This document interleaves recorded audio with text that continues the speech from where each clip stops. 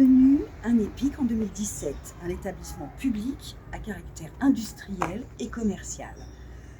Elle a pris possession de son parc immobilier et qui lui date majoritairement des années 60. Comme vous l'avez tous compris, nos résultats économiques ne nous permettent pas la rénovation et la mise aux normes de nos bâtiments.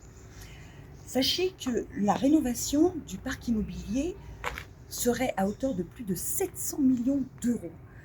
Donc, quel centre aujourd'hui, vous l'avez remarqué, ne connaît pas des façades délabrées, des fuites de toiture, des ateliers surchauffés ou frigorifiés selon les saisons, des pannes de chaudière, la liste est longue. Nos centres sont de véritables passoires thermiques. La direction générale nous a récemment annoncé que la facture énergétique avait triplé depuis 2020 à hauteur de 60 millions d'euros en 2023. Ceci à cause de l'inflation et de l'augmentation de l'énergie. Mais il serait pourtant intéressant de savoir quelle part de l'augmentation est due au manque d'isolation de nos bâtiments.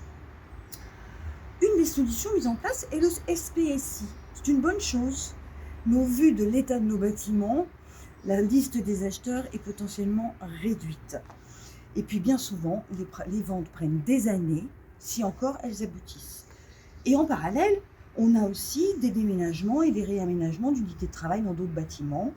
On fait du neuf dans du vieux, sans pour autant améliorer les structures du bâti et l'isolation énergétique. Faute de moyens ?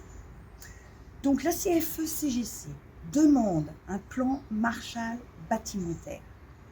Que la direction et notre tutelle réinvestissent les recettes des parcelles déjà vendues depuis 2020.